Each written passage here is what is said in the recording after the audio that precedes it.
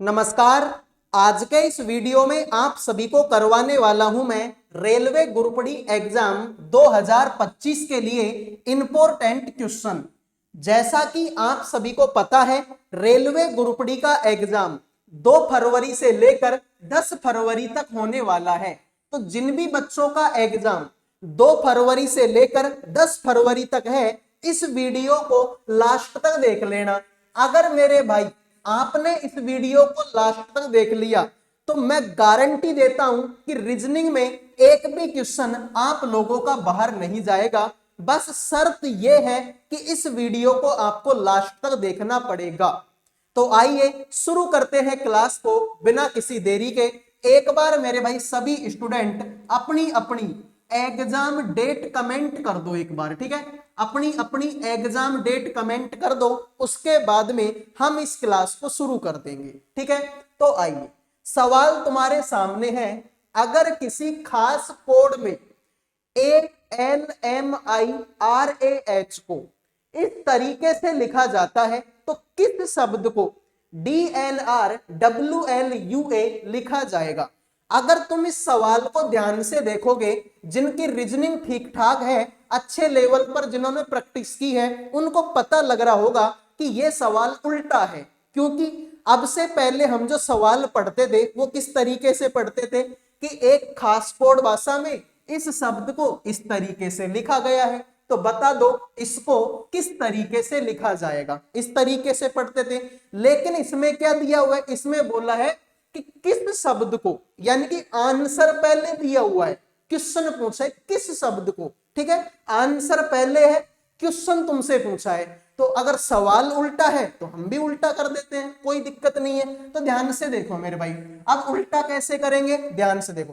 पहले हम क्या करते थे, इसकी नंबरिंग देते थे, लेकिन अब उल्टी नंबरिंग दो। इस बार तुम इसकी नंबरिंग दो पहले। तो देखो इसकी नंबरिंग दो। बी आएगा 2 नंबर पर, एन आएगा 14 नंबर पर, पी आएगा 16 नंबर पर। क्या 3 अक्षरों से आंसर आ जाएगा? क्या नहीं आएगा। आगे आएंगे, एम आएगा 13 पर, डब्ल्यू 23 पर। इतने ही अक्षरों से हमारा आंसर आ जाएगा। एक सेकंड रुक जाओ मेरे भाई, ठीक है। कैमरे की सेटिंग खराब हो चुकी है, अब आ जाओ। तो मेरे भाई इतने ही अक्षरों से आंसर आ जाएगा, कोई दिक्कत नहीं। अब आगे देख लो। तो इसको देख लो मेरे भाई, ए आएगा 1 नंबर पर, एल आएगा 12 पर, एम आएगा 13 पर, आई आएगा 9 पर, आर आएगा 18 पर। कोई दिक्कत नहीं है, ध्यान से देखो। 2 में से 1 घटाएंगे तो 1 आएगा, 14 में से 2 घटाएंगे तो 12 आएगा, 16 में से 3 घटाएंगे तो 13 आएगा, 13 में से 4 घटाएंगे तो 9 आएगा, 23 में से 5 घटाएंगे तो 18 आएगा। यानी कि 1 घटाओ, फिर 2 घटाओ, फिर 3, फिर 4 और फिर 5। तो यही काम करना है। अब ध्यान से देख लो। डी आएगा 4 पर, एन आएगा 14 पर, आर आएगा 18 पर, डब्ल्यू 23 पर, एल आएगा 12 पर। इसमें से 1 घटाएंगे 3 नंबर का सी, इसमें से 2 घटाएंगे 12 नंबर पर एल। तो सी के बाद में एल इसी ऑप्शन में है। उम्मीद करूंगा मेरे भाई ये सवाल आपके समझ में आ गया होगा। और आगे करना है तो कोई दिक्कत नहीं है, मैं तो खुश हूं, कर लो। इसमें से 3 घटाएंगे 18 में से 3 घटाएंगे 15, 15 नंबर पर ओ। 23 में से 4 घटाएंगे 19, 19 नंबर पर एस। इसमें से 5 घटाएंगे 12 में से 5 घटाएंगे 7, 7 नंबर पर जी। कैसे भी कर लो, आंसर ऑप्शन 1 ही आएगा। आइए अगले सवाल पर बढ़ते हैं। वीडियो में आगे बढ़ने से पहले जो भी student railway group D exam 2025 की तैयारी कर रहे हैं, जिन भी बच्चों का एग्जाम अभी तक नहीं हुआ, आने वाले दिनों में जिन भी बच्चों का एग्जाम है, उन सभी के लिए करंट अफेयर का, जीके का, रीजनिंग का और मैथ सब्जेक्ट का पीडीएफ तैयार कर दिया केवल 100 रुपए में। 100 रुपए में करंट अफेयर भी मिलेगी, जीके भी मिलेगी, रीजनिंग भी मिलेगी और मैथ भी मिलेगी। इन चारों सब्जेक्टों का कंप्लीट पीडीएफ आपको 100 रुपए में मिलेगा।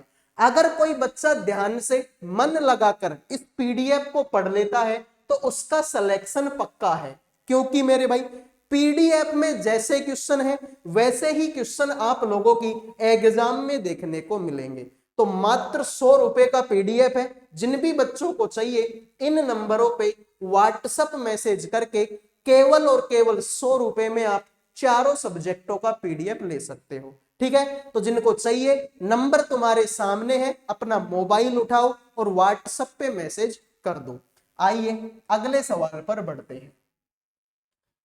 नीचे दी गई अक्षर श्रृंखला में एक पद गायब है, सही विकल्प चुने जो प्रश्न चिन्ह की जगह लेगा। मेरे भाई जबरदस्त सवाल है और सीरीज यानी कि जो श्रृंखला का आपका टॉपिक है उस टॉपिक का ये सवाल है। और यकीन मानो मेरे भाई सीरीज नाम का जो टॉपिक होता है ना उसके लगभग आपको 5 क्वेश्चन एग्जाम में देखने को मिलेंगे, तो पढ़ना जरूरी है मेरे भाई। आ जाओ ध्यान से देखो।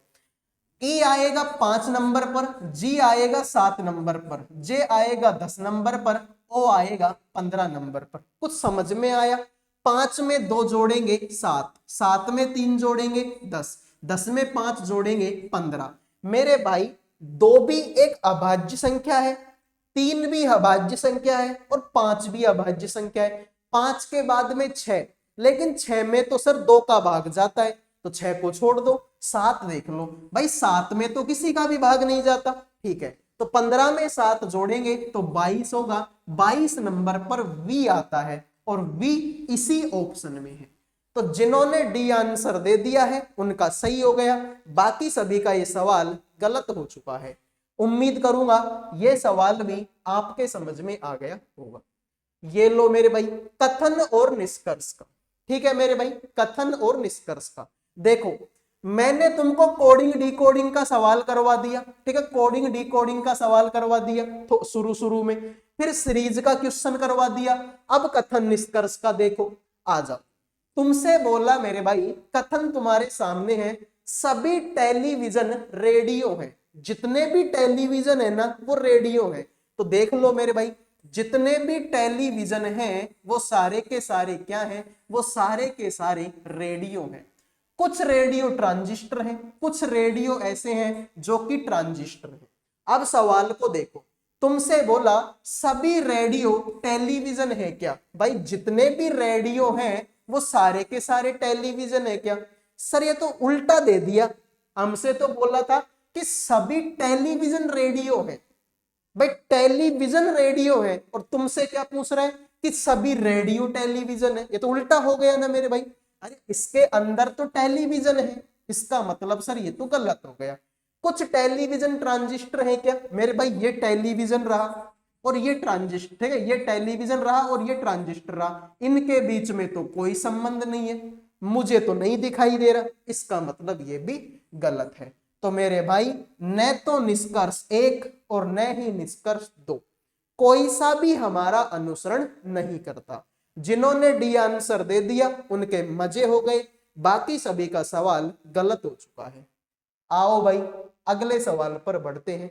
ये लो, दिखाई दे रहे हैं सारे अक्षर? हाँ भाई दिखाई दे रहे हैं। आ जाओ, नीचे दी गई टेबल को देखें और आखिरी सेल में गायब संख्या का पता लगाइए। सभी बच्चे बताएंगे। ये जो तुम्हारे सामने डब्बा दिया हुआ है, इस डब्बे में तुमको बताना है कि क्वेश्चन मार्क की जगह पर इनमें से कौन सा ऑप्शन आएगा। पहली बात तो ये कि बूंद बूंद से गड्ढा भरता है। मैंने तुमको बताया था कि छोटी छोटी संख्याएं मिलकर क्या करती है मेरे भाई? बड़ी संख्या बनाती है। अरे छोटी छोटी चीजें मिलकर ही तो बड़ी चीजों को बनाएंगी। इसका मतलब यहां पर भी हम लॉजिक लगा सकते हैं कि ये सारी संख्या छोटी छोटी सी है, तो इनसे मिलकर एक बड़ी संख्या बनी होगी। अब या तो जोड़ हुआ होगा, या गुणा हुआ होगा, या भाग हुआ होगा, या माइनस हुआ होगा, कुछ तो लॉजिक लगा होगा। तो क्या लॉजिक लगा सकते हैं मेरे भाई? ध्यान से देखो, एक बार इनको जोड़ के देख लूं क्या मैं? जोड़ो, 5 और 2 7 होता है, 7 और 3 10 होता है, 10 दूना 20 होता है, तो 20 हो गया। सर 20 दूना 40 होता है। बात तो सही है यार, 20 का दुगुना 40 होता है। इसको भी देखो क्या, 4 और 3 7, 7 और 5 12, 12 और 8 20। सर यहां पर भी 20, 20 का दुगुना 40 होता है क्या? बिल्कुल सर होता है, बात तो ये भी सही है। इसको देख लो, 6 और 4 10, 10 और 2 12, 12 और 12 24। सर 24 का दुगुना 48 होता है क्या? बिल्कुल भाई 48 होता है। इसका मतलब ऑप्शन एक हो। तो जिन्होंने ऑप्शन एक आंसर दे दिया उनका सही है, बाकी सभी का ये सवाल गलत हो चुका है। तो लॉजिक हमने क्या लगाया, सबको जोड़ा और 2 से गुणा कर दिया। इन सबको जोड़ने पर 20 आया तो 20 दूना 40 हो गया। इन सबको जोड़ने पर भी 20 आया तो 20 दूना 40 हो गया। इन सबको जोड़ने पर 24 आया, 24 दूना 48 हो गया। ऑप्शन एक तुम्हारा सही है। आओ फिर अगले सवाल पर बढ़ते हैं। देखो अगला सवाल क्या बोलेगा। उस विकल्प का चयन कीजिए जो 5वीं संख्या से उसी प्रकार संबंधित है जिस प्रकार दूसरी संख्या पहली संख्या से तथा चौथी संख्या तीसरी संख्या से संबंधित है। सभी बच्चे बताएंगे मेरे भाई इस सवाल का आंसर क्या होगा। इनके बीच में कोई संबंध है, इनके बीच में कोई संबंध है, तो इसका संबंध बता दो किसके साथ में होगा। जो दूध पीने वाला बच्चा होता है ना, छोटा सा बच्चा दूध पीने वाला, वो भी इस सवाल का आंसर कर देगा, क्योंकि बहुत सिंपल सवाल है भाई, कुछ करना ही नहीं है इसमें। तो अब बताओ क्या आंसर होगा। तो सर दूध पीने वाला बच्चा बोल रहा है कि 4 में 3 जोड़ दो, 4 में 3 जोड़ूंगा तो 7 होगा, और 7 का स्क्वायर 49 होता है। बात तो सही है यार। इसमें भी देखो 6 में अगर 3 जोड़ूंगा तो 9 होगा, और 9 का स्क्वायर क्या होता है, 81 होता है। बात तो ये भी सही है मेरे भाई।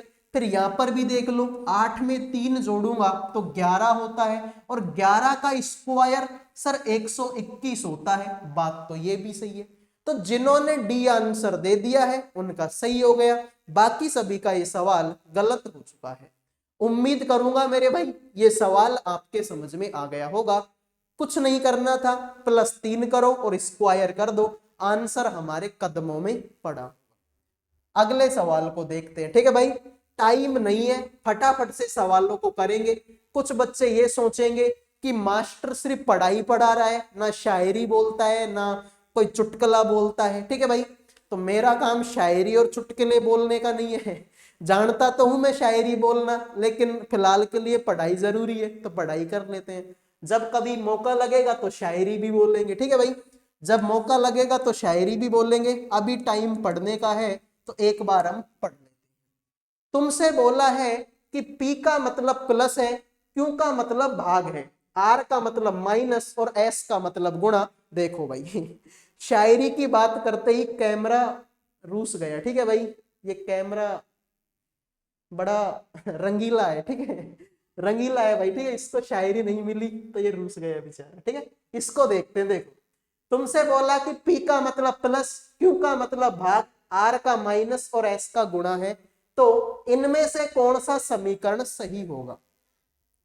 अब कोई बच्चा ये बोले कि सर इसकी ट्रिक बता दो मेरे को, तो इसकी कोई ट्रिक नहीं है भाई, सवाल को करके देखना ही पड़ेगा। कोई बच्चा ये बोले कि भाई ट्रिक बता दो सर मेरे को इसकी, तो मेरे भाई इसकी कोई ट्रिक नहीं है।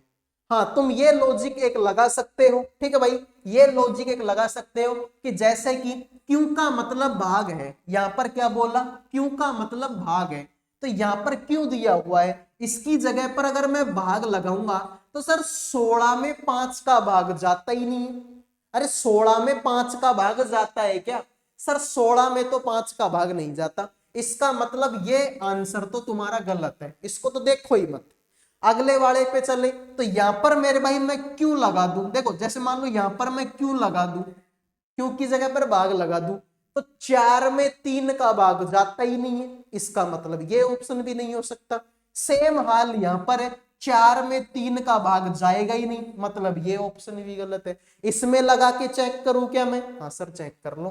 तो मेरे भाई देखो 16 की जगह पर 16, आगे तो S है, S का मतलब गुणा है, तो गुणा लगा दो 5 का। आगे मेरे भाई क्यों है, क्यों का मतलब भाग है, लगा दो मेरे भाई 10। आगे मेरे भाई P है, P का मतलब प्लस, लगा दो मेरे भाई 4। आगे तो R है, R का मतलब माइनस, लगा दो मेरे भाई 3।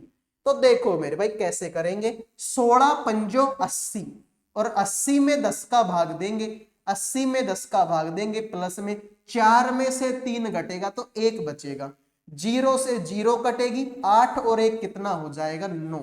क्या 9 ही लाना था क्या, हाँ सर 9 ही तो आंसर लाना था। इसका मतलब ऑप्शन बी तुम लोगों का राइट आंसर हो गया। उम्मीद करूंगा जो जो तुमको पढ़ा रहा हूं वो तुमको समझ में आ रहा होगा। अगर किसी बच्चे को कोई सा भी सवाल समझ में नहीं आए तो वो क्या करना, वीडियो को एक बार थोड़ा सा पीछे लेके देख लेना, मैं गारंटी देता हूं समझ में आ जाएगा भाई, ठीक है। अब मैं एक सवाल को यहाँ पर 4 बार रिपीट करूंगा, उस चीज का कोई मतलब नहीं है भाई, ठीक है। करने को तो मैं 4 बार रिपीट भी कर दूं, लेकिन क्या मतलब भाई, जिनके समझ में आ गया उनका तो टाइम ही खराब होगा, ठीक है। तो जिनको समझ में नहीं आया ना भाई, वो वीडियो थोड़ा सा पीछे लेके देख लिया करो। इसमें बता दो क्वेश्चन मार्क की जगह पर कौन सा ऑप्शन आएगा, ठीक है। निम्नलिखित संख्याओं की यह सीरीज दी गई है, इनमें से एक संख्या गायब है, पैटर्न को समझे और गायब संख्या का पता लगाएं। सभी बच्चे बताएंगे इस सवाल का राइट आंसर क्या होगा, ठीक है। तो मेरे भाई इसमें हम क्या लॉजिक लगा सकते हैं, देखो जोड़ने घटाने का लॉजिक लगा देगा एक बार। देखो 8 में कितना जोड़ूं कि 32 आ जाए, तो सर 8 में तो तुम ऐसे करो 24 जोड़ दो, 8 में 24 जोड़ोगे तभी तो 32 आएगा, ठीक है। 32 में अगर तुम 40 जोड़ दो तो मेरे भाई 72 आ जाएगा, बात तो ये भी सही है सर। 72 में मेरे भाई 28 और 28 कितना होता है सर, 28 दूना 56 होता है, तो इसमें मेरे भाई 56 जोड़ना पड़ेगा, तब जाके तुम्हारा 128 आएगा। तो कुछ समझ में आया तुम लोगों के यहाँ से, हाँ सर समझ में आ गया, पूरा आ गया। 24 में अगर तुम 16 जोड़ोगे तो 40 होगा, 40 में अगर तुम 16 जोड़ोगे तो 56 होगा, 56 में अगर तुम 16 जोड़ोगे तो 56 में 16 जोड़ोगे तो 72 हो जाएगा, कितना हो जाएगा, 72 हो जाएगा। तो मेरे भाई 128 में 72 जोड़ दो, 128 में कितना जोड़ दो, 72 जोड़ दो, आंसर आएगा मेरे भाई कितना सर, 300 आंसर आएगा क्या, बिल्कुल मेरे भाई 300 आंसर आएगा, जो कि ऑप्शन 1। तो जिन्होंने ऑप्शन 1 दे दिया उनके मजे हैं, बाकी सभी का गलत है, ठीक है मेरे भाई। तो 8 में 24 जोड़ेंगे 32, 32 में 40 जोड़ेंगे 72, 72 में 56 जोड़ेंगे तो मेरे भाई 128। तो एक बार और डिफरेंस ले लो, डबल डिफरेंस लेना पड़ेगा, 24 में 16 जोड़ेंगे तो 40, 40 में 16 जोड़ेंगे 56, 56 में 16 जोड़ेंगे 72, तो 128 में 72 जोड़ेंगे 300 आंसर हो जाएगा, बात खत्म। आओ फिर अगले सवाल पर बढ़ते हैं। एक खास भाषा में कंप्यूटर को कुछ इस तरीके से लिखा गया है, तो उसी कोड भाषा में बताओ कीबोर्ड को कैसे लिखा जाएगा। अक्षर बराबर है क्या, 3 और 3 6 और 2 8, इसमें भी 8 अक्षर उसमें भी 8 अक्षर, कोई दिक्कत नहीं है, ठीक है मेरे भाई। तो ध्यान से देखो, अगर तुमको समझ में आ रहा है तो तुम इस सवाल को 2 सेकंड में कर दोगे बिना पेन उठाए। तो मेरे भाई ध्यान से देखो, यहां पर CO है तो CO का उल्टा क्या हो जाएगा, OC हो जाएगा। यहां पर KE का उल्टा EK हो जाएगा। अब EK मेरे भाई इस ऑप्शन में तो है नहीं, इस ऑप्शन में भी नहीं है, आगे आ जाओ, इसमें MP है तो इसमें PM हो जाएगा, इसमें YB है तो ये तुम्हारा BY हो जाएगा, उल्टा ही तो करना है। तो राइट आंसर BY इसी ऑप्शन में। तो जिन्होंने सी आंसर दे दिया है उनका सही हो गया, बाकी सभी का ये सवाल गलत हो चुका है। उम्मीद करूंगा मेरे भाई ये सवाल भी आपके समझ में आ गया होगा। आओ फिर अगले सवाल पर बढ़ते हैं। इस समीकरण को सही बनाने के लिए किन 2 संख्याओं को आपस में बदलना आवश्यक है, सभी बच्चे बताएंगे इस सवाल का आंसर क्या होगा। तो मुझे इस सीरीज का आंसर, ठीक है, अच्छा 10 को और 20 को भी बदलना है, तो फिर तो आंसर कुछ भी आ सकता है मेरे भाई, ठीक है। अगर मैं पहला ऑप्शन अप्लाई करके देख लूं तो 4 5 20, 5 3 15 और 5 20, ठीक है। तो पहले ही ऑप्शन से तुम्हारा आंसर आ जाएगा मेरे भाई। चेक करो, देखो कैसे, 20 की जगह पर 20, भाग की जगह पर भाग, 5 की जगह पर मुझे 4 लिखना है, गुणा में मेरे भाई 3, प्लस में 10 और माइनस 4 की जगह पर मुझे 5 लिखना है। अरे यही तो काम करना था, 4 और 5 को ही तो बदलना था। तो मैंने इस 5 की जगह पर तो 4 लिख दिया और 4 की जगह पर 5 लिख दिया, हो गया सवाल। देखो 4 का भाग 20 में देंगे तो 4 पंजो 20, 5 बढ़ जाएगा, 5 गुणा में 3 प्लस में 10 में से 5 घटेगा तो 5 आएगा। 5 तिया 15, 15 में 5 जोड़ेंगे तो 20। सर इधर को भी 20 और उधर को भी 20, यानी कि भाई LHS इक्वल टू RHS। तो जिन्होंने आंसर दे दिया ऑप्शन नंबर 1 उनके मजे, बाकी सभी का गलत होगा। ठीक है, तो जिन्होंने ऑप्शन 1 आंसर दे दिया उनका सही है, बाकी सभी का गलत हो गया। कौन सा चित्र पिता शिक्षक और पुरुषों के बीच के संबंध को सबसे अच्छे तरीके से दर्शाता है? ठीक है, तो बताइए भाई, पिता शिक्षक और पुरुषों के बीच के संबंध को सबसे अच्छे तरीके से कौन सा चित्र आपका दर्शाता है? तो मेरे भाई देखो, दुनिया में जितने भी पापा हैं वो सारे के सारे आदमी हैं, पुरुष हैं। भाई तुम में से कोई ऐसा भी स्टूडेंट है क्या जिसका पापा एक लड़की हो? भाई लड़की तो मम्मी हो सकती है, लड़की पापा थोड़ी हो सकता है। इसका मतलब मेरे भाई दुनिया में जितने भी पापा है ना, ये दुनिया में जितने भी पिता हैं वो सारे के सारे क्या हैं? वो सारे के सारे तुम्हारे पुरुष हैं। भाई दुनिया में जितने भी पिता हैं वो सबके सब पुरुष हैं। अब बात रही शिक्षक की, क्या सबके पापा ही टीचर होते हैं क्या? नहीं भाई, मेरे पापा तो नहीं है टीचर। ठीक है, अगर पापा ही टीचर होते तो ग्रुप डी की तैयारी थोड़ी कर रहे होते।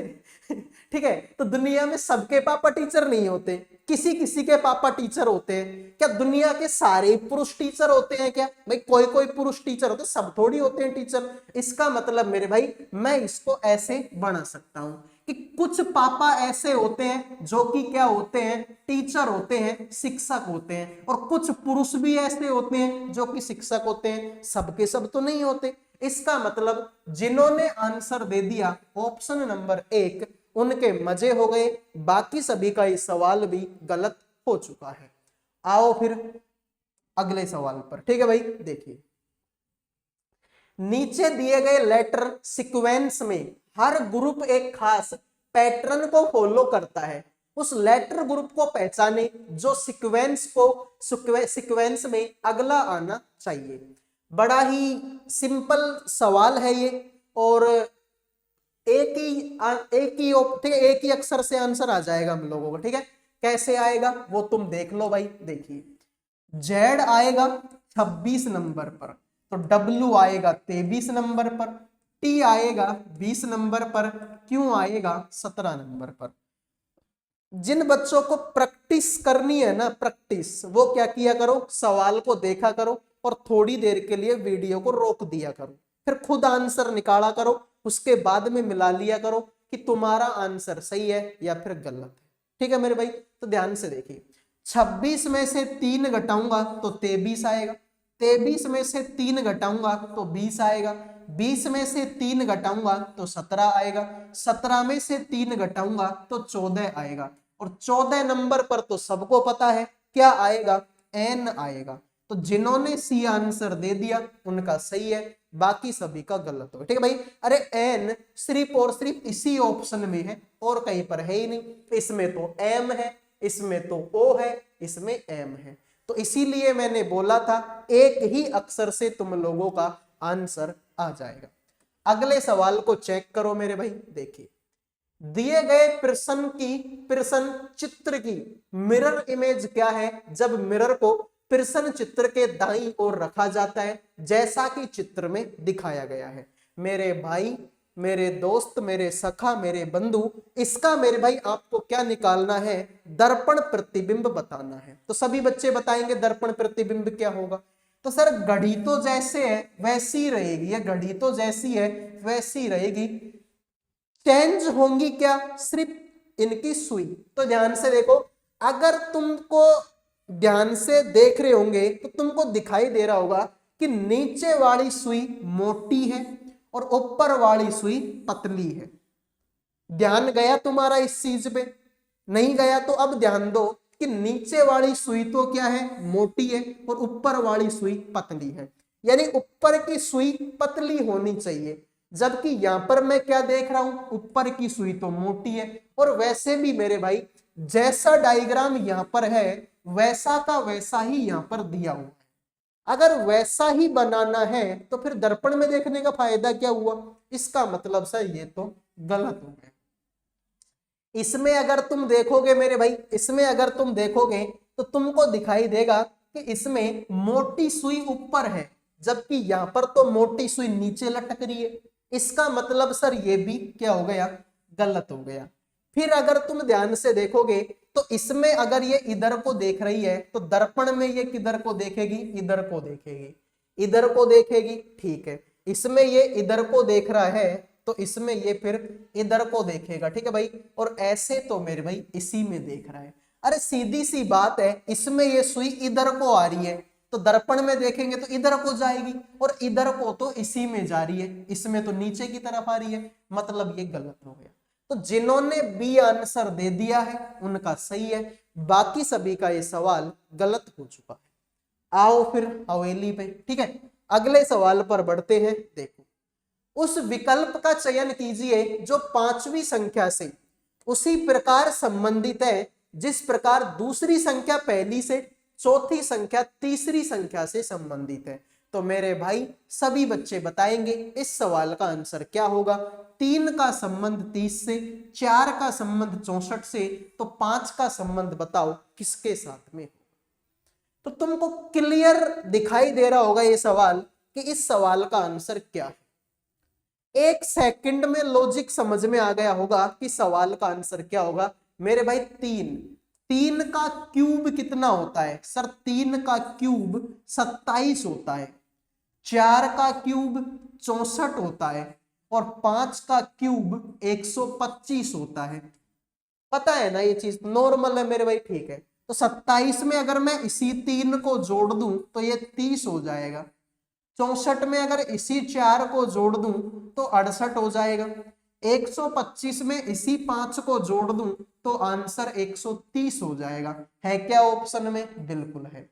तो जिन्होंने डी आंसर दे दिया उनका सही है, बाकी सभी का ये सवाल गलत हो चुका है। आओ फिर अगले सवाल पर देखिए। उस शब्द को पहचाने जिसे दिए गए शब्द के अक्षरों का उपयोग करके नहीं बनाया जा सकता। सभी बच्चे बताएंगे मेरे भाई।